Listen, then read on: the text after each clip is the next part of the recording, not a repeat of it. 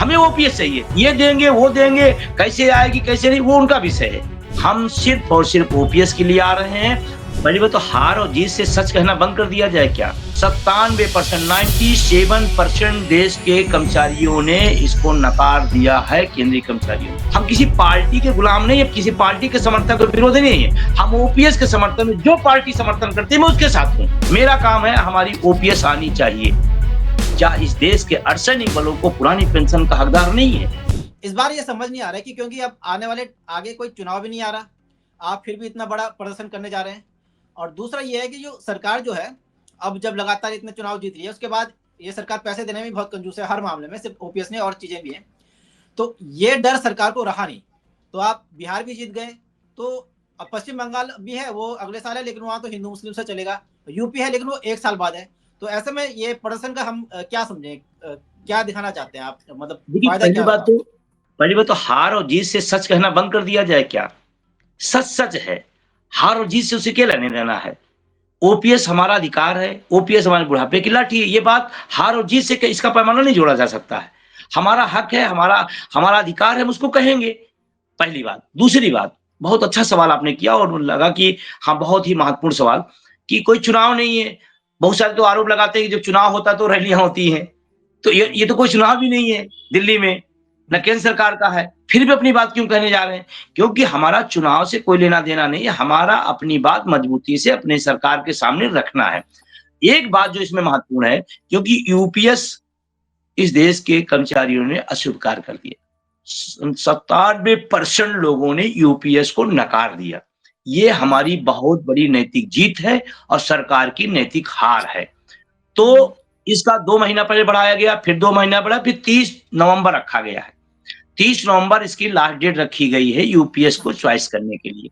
हमारा 25 नवंबर को रैली है। हम ये बात बताने आ रहे हैं केंद्र सरकार को, माननीय प्रधानमंत्री को, जिसकी आप बहुत तरफदारी कर रहे हैं, जिसको बहुत ही मास्टर स्ट्रोक बता रहे थे। 97% 97% देश के कर्मचारियों ने इसको नकार दिया है, केंद्रीय कर्मचारियों ने।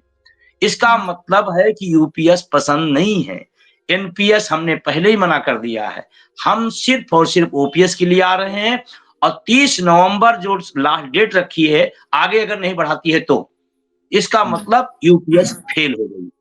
तो हम सरकार को बताने आ रहे हैं कि यूपीएस फेल हो गई। हम आपसे निवेदन करने आ रहे हैं, ओपीएस दीजिए। एक तर्क बार-बार उसमें दिया जाता है यूपीएस में कि लास्ट वेतन का उसमें तो मान लिया गया श्योर हो गया 50%। हम कहते हैं जब यूपीएस में श्योर 50% कर दिए तो ओपीएस में कितना है?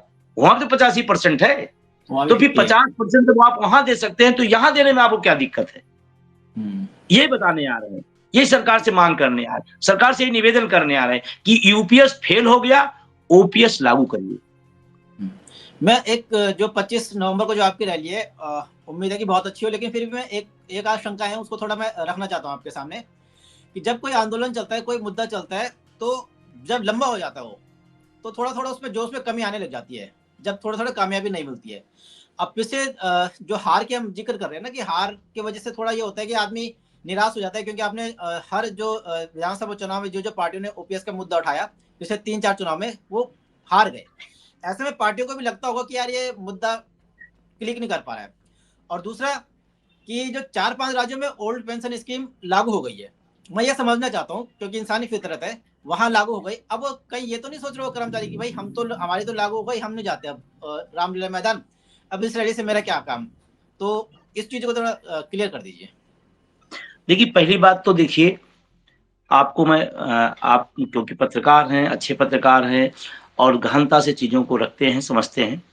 पहली बात तो पार्टियाँ हारी हैं, मुद्दा नहीं आ रहा है।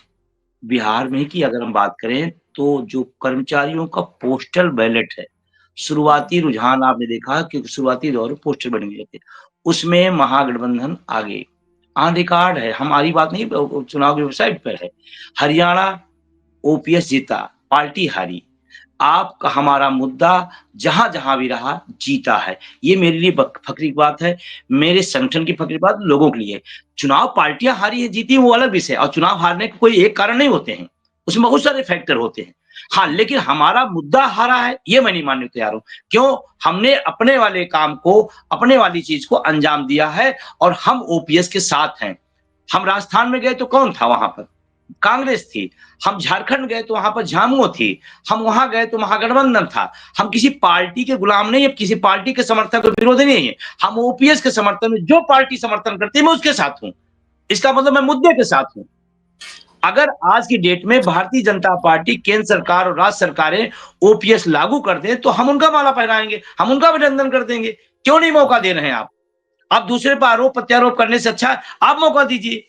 माननीय प्रधानमंत्री जी ने अगर ओपीएस लागू कर दे, 25 तारीख को हम लोग उनका अभिनंदन समारोह कर देंगे। हमें ओपीएस चाहिए, ये देंगे वो देंगे, कैसे आएगी कैसे नहीं वो उनका विषय है। मेरा काम है हमारी ओपीएस आनी चाहिए।